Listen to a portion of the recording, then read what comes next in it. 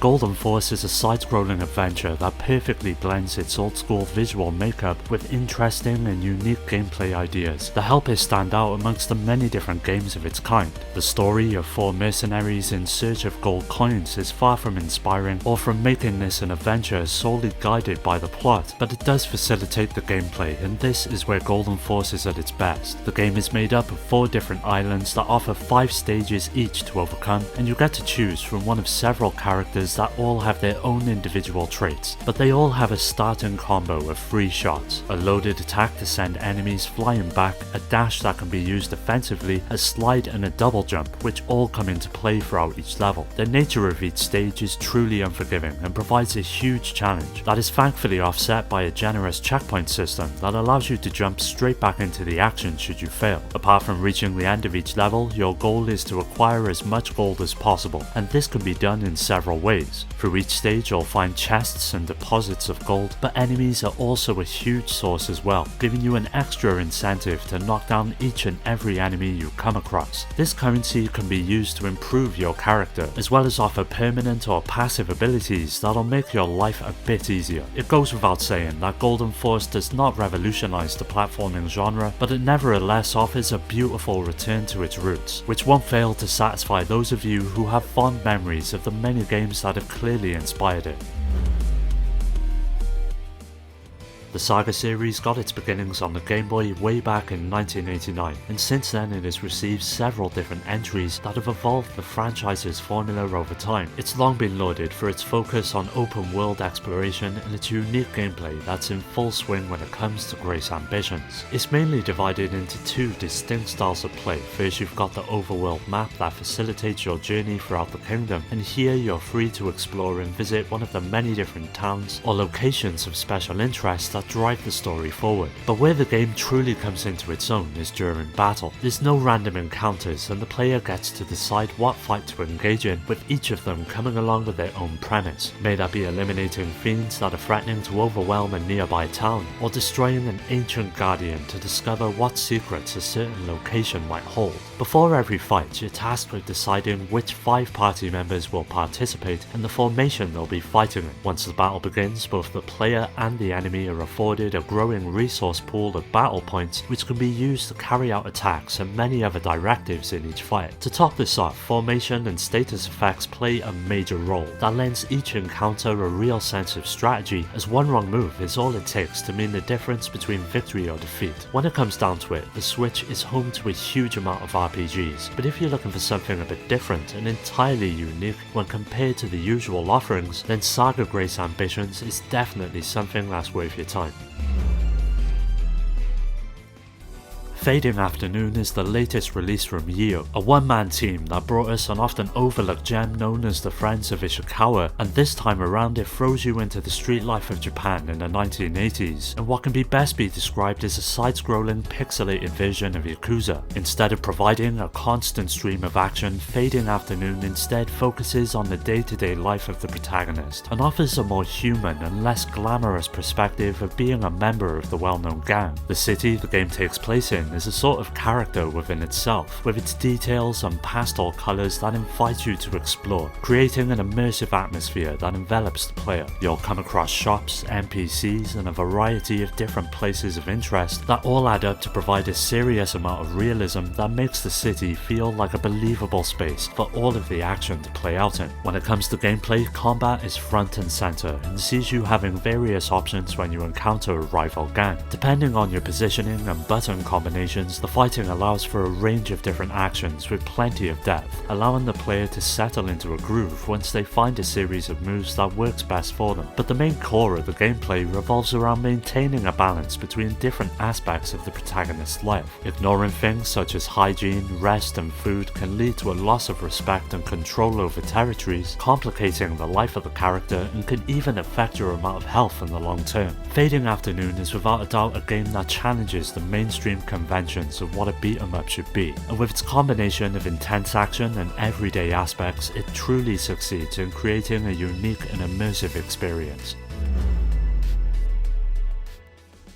Side-scrolling shooters are a dime a dozen on the Switch, so it's understandable that many get lost in the shuffle and never really get their time to shine. One of these games is Steriden, that brings many interesting ideas to the table, with the main one being procedurally generated levels that lie at the center of the experience. Each run starts in exactly the same way, with your mothership being destroyed by an alien attack, and you then take to one of the emergency shuttles and find yourself fighting off attacks of immense amount of enemies, but the arrangement of the latter and the asteroids, their attack patterns and the events you run into change every single time. Of course, none of this would make any difference if the core mechanics weren't solid, and thankfully it more than delivers in this department as well. There's a huge range of ships to unlock the further you progress into the game, each one coming along with its own unique ability, such as short-range melee attacks, teleportation or heat-seeking weapons. As well as these, you've got your standard laser, and they can all be switched between on the fly, allowing you to be prepared for anything that comes your way. Different weapons are also more effective against certain enemies, indicated by color-coded flashes when you hit them, and because of this, there's an extra layer of depth to each encounter that requires you to think on your toes, and while normal enemies typically fight back only with a standard barrage of their own weaponry, bosses go full-on bullet hell and constantly switch tactics, and it's here where you'll find most of the game's challenge. Overall, if you're a fan of scrolling shooters, then there's plenty here that makes it worth it, so if you see it on the cheap or on sale on the store, don't let it pass by. Harvestella is an action RPG that seamlessly blends many different aspects of the genre to create something it can call its own. The adventure begins as you wake up in the middle of a troubling time for the land, known as the Season of Death, which sees unknown terrors popping up throughout the kingdom, and it's your job to prevent this phenomenon from destroying the tranquility of the small village you call home. Now there's three main aspects to the game. You've got exploring, combat, and of course farming, which plays a huge role thanks to a comprehensive crafting system that lies at the core of everything you'll be doing throughout the adventure. In terms of structure, the game is split up into days, with a new mission becoming available at the beginning of each, and you have until nightfall to complete it. These range from slaying a specific type of monster to acquiring materials or locating and rescuing NPCs, which adds a good amount of variety to the tasks you'll have to undertake in order to see the game through. Now combat is your standard action RPG fare, with you having several combos as well as a multitude of special abilities that give you a real edge when it comes to facing down one of the many threats it throws your way. As the name implies though, farming is also a huge part of the game, and it's here where Harvestella excels. The crafting and cooking system play into this aspect of the game and can reward those that go out of their way to build a stockpile of useful items that can give you a real advantage throughout various aspects of the game. Even though it's not without its flaws, and that's mainly the rather disappointing frame rate, Harvestella is still a solid adventure that will not disappoint.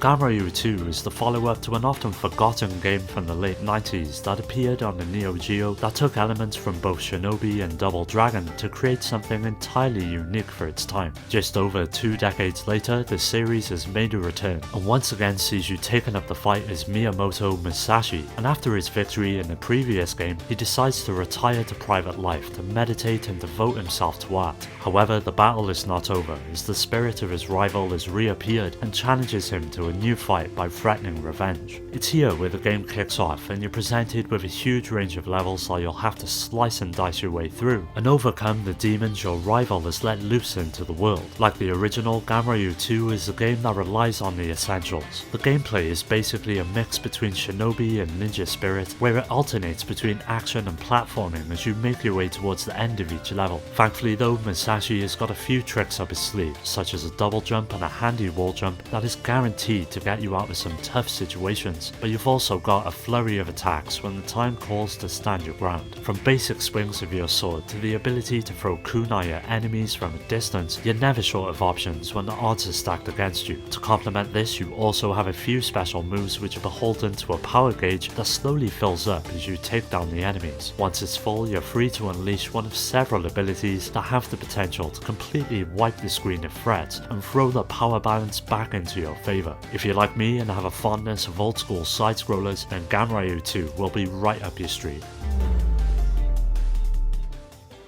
The best way to describe Phantom Breaker would be absolute mayhem. It's essentially a side-scrolling beat-em-up that puts a heavy emphasis upon action, where you can take up the fight as one of several characters who all possess their own unique weapons and traits. The first thing many players will notice is that the series' fighting game roots are clear to see, with the gameplay adopting a far more in-depth system than you usually find in a beat-em-up. Instead of having just one button to attack, there's 3 different inputs that dictate the strength of your moves, with the 4th providing a means to pull off one of the many different special skills that usually come in the form of a projectile. For anyone familiar with the likes of Guardian Heroes, you'll instantly feel right at home, as the action is split up across 2 definitive planes, forcing you to align yourself with the enemy in order to land your hits. Further adding to the depth the game has to offer is the gem system, that sees you collecting gems from fallen enemies, which when acquired can help you work towards leveling up and take advantage of the light RPG mechanics that are included, such as gaining new and powerful techniques or improving your overall stats. To round out the package, Phantom Breaker offers up several modes to try out, from story to versus and battleground. Each have a different take on the usual formula that really helps prolong the life of the game well after you've reached the end of the story for the first time. Overall, it can take a little bit of time to get used to, but once the mechanics are down, the depth and uniqueness in terms of each fighter is second to none, and the outlandish and just plain weird enemy designs give it a distinct personality it can call its own. If you're looking for something that's easy to pick up and play but hard to master, then look no further than Phantom Breaker. After the somewhat muted success of Jotun, it was only a matter of time until Thunder Lotus Games would be back at it, and their second effort, Sundred, is an entirely different type of beast that throws its hat into the ever-growing pool of Metroidvanias on the Switch. Upon starting, you're introduced to a mysterious figure known as Eshi. With a worn-out headdress and robes coloured by sandstorms, she wanders through the dunes of the desert, unaware of the mission that awaits her, to escape from a place that was once the cradle of an ancient civilization. The story is surprisingly quite deep, and goes on to become one of the more enjoyable parts of the experience, but the gameplay that Sundred cooks up is the real star of the show. Like most Metroidvanias, reflexes, the right improvements, or the most suitable power-ups are not enough to get through it alone. Knowing enemy patterns is essential with both bosses and minor foes, as each can be highly unpredictable on the surface, so taking your time and figuring out the best form of attack is the key to coming out on top. Thankfully, you've got many ways to do so, with a skill tree system that allows you to grow Eshi in any way you see fit. May that be focusing on dealing more damage or abilities that can protect you as you fight. There's a lot to play around with, and because of it, subsequent playthroughs are all the more enjoyable, as you can then explore a different path for Eshi to take, often with wildly differing results. With the sea of similar experiences on the console, it's understandable that Sundred has been overlooked by many, but if you give it a chance, I can guarantee you won't regret it. The first thing to get out of the way when talking about Bot Vice is that it's a very challenging game. Sure, the setup seems simple and sees you confined to the bottom half of the screen as you run from left to right and deal with a huge variety of enemies, but it's the intensity at which they come at you as well as their quantity which will really keep you on your toes. Thankfully, you've got a few ways to fight back, from firing off one of your several weapons to avoiding incoming fire by dodging, taking cover, and getting up close and personal with a few slashes from your sword. With so many actions available, the controls at first can seem a bit complex, but after some time with the game, you'll soon be taking out enemies with style, as you slowly weave in and out of fire and counteract the threat with a barrage of your own. What makes the action even more compelling is that the cover system you can use to your advantage can be taken away from you in the blink of an eye, thanks to several destructible elements of each level. This forces the player to keep moving and not solely rely on one strategy to complete each stage. Luckily, you'll also be unlocking several different weapons as you progress, which all have the potential to improve your odds against the seemingly endless waves of enemies that occupy each space. One aspect of the game though that really took me back was its visual makeup that harkens back to the glory days of pixel shooters. Each stage, character and enemy are all beautifully rendered, with the various effects such as lasers, shots and explosions only amping up the mayhem, even though its difficulty will likely turn some players away. For those up for the challenge, Bot Vice is definitely something worth considering.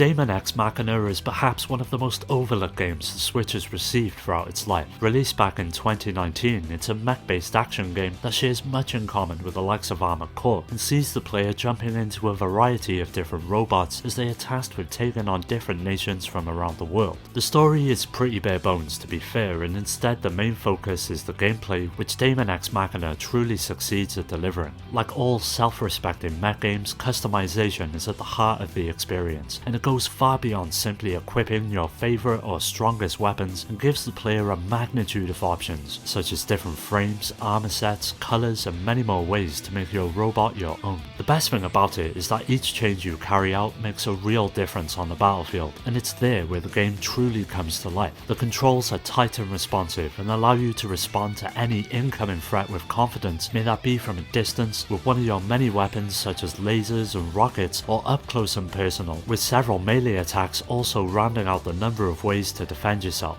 Now visually, Daemon X Machina is a real looker. The cel-shaded style lends itself nicely to the action on screen, as each battle soon becomes an array of explosions and flashing lasers that add a real intensity to each encounter you'll find yourself coming across. The frame rate does a good job of holding up, but there are several moments where it falters if there's too much on the screen at once, which is a bit of a shame, but with the game now being available on PC as well, so if it was to bother you that much, the option to play it at a smooth 60 is there for those of you who own a PC powerful enough to play it. Well, that does it for today's video. Keep an eye out for part 2, as that will be coming up soon, so don't forget to subscribe and hit that bell to get notified about new videos, which release every Monday and Thursday. You can follow me on all of the socials, which are linked below to stay up to date. Also join my growing community on Discord to meet many like-minded gamers to continue the conversation with, and to take part in giveaways as well. I'd like to give a special shout out to my Patreon supporters: Rhino, Skilljim, Shuden, Richard, Amy, Daniel, Dio, Omar, Strider, Pierre, Carl, Awesome Jacket Dude, Maximus, Scott, Alfred, Terry, Ryan, Alex, GameCube Galaxy, Curse Salaryman, Fake, and Paddy J for their continued support that helps make these videos possible. If you're interested in joining my Discord or supporting the channel through Patreon, you'll find all of these links down below. As always, thanks for taking the time to check the video out. I'll catch you next time.